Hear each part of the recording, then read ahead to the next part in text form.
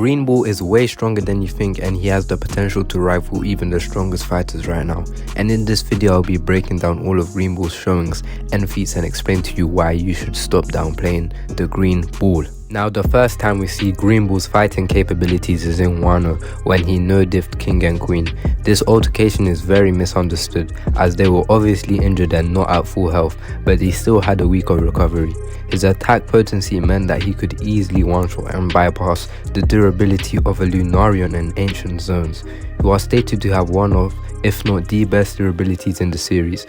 Also, during the revelry, Fujitora and Greenbull got into a fight in the Holy Land. This fight was unfortunately off-screen, but Fujitora was injured to the point where he had a bandage around his head, while Greenbull has no visible damage done within the fight. But hey, I think everyone can conclude with how Kizaru is doing against a Gear 5 Luffy in the manga, that the Admiral scale much higher than any Yonko commander. Greenbull has a high level of strength. Many people forget that Greenbull actually defeated Weevil after the 7 warlords were abolished. This is the same Weevil who soloed 16 of Whitebeard's affiliated crews, and Kizaru compared his strength to a young Whitebeard. This strength is very evident when it's seen that he's restraining both King and Queen with his plants at once. He used this exact same technique when restraining Yamato and Dragon Form Momonosuke, the same Yamato that had the strength to clash briefly and evenly with a hybrid Advanced Conqueror's Kaido, and Momonosuke who had the capability to bypass Kaido's durability and injure him.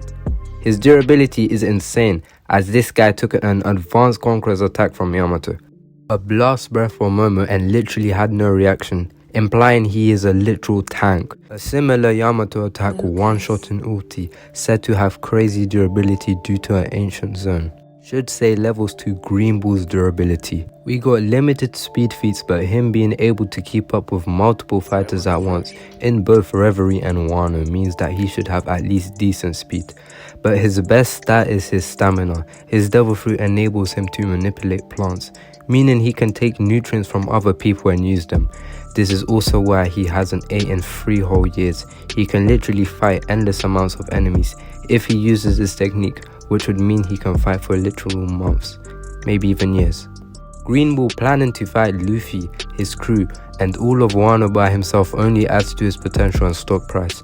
Doffy, aka the most devious character in One Piece, respects these new admirals. Doflamingo worked for Kaido, and even then he still calls them monsters, which should say a lot about them in my opinion. This guy is a literal freak of nature, but is underrated because of what Shanks did in Wano, resulting in everyone calling him a fraud. I'm not even going to lie, I've called him a fraud numerous times, but after my recency bias, I realized that this was a normal reaction, as Greenbull did not expect Conqueror's Haki of that level from Shanks to be directed at him. Heck, he did not even expect Shanks to be around Wano. Also, he leaves Wano after he literally does not want to pick a fight with 2 Emperor crews, which is obviously reasonable. Like, people seriously calling him a fraud for not wanting to pick a fight with Luffy, Shanks and their whole crews. But that's all for today. Thank you for making it this far. Drop a like, sub and comment if you enjoyed the vid and want to see more of this. But yeah, peace.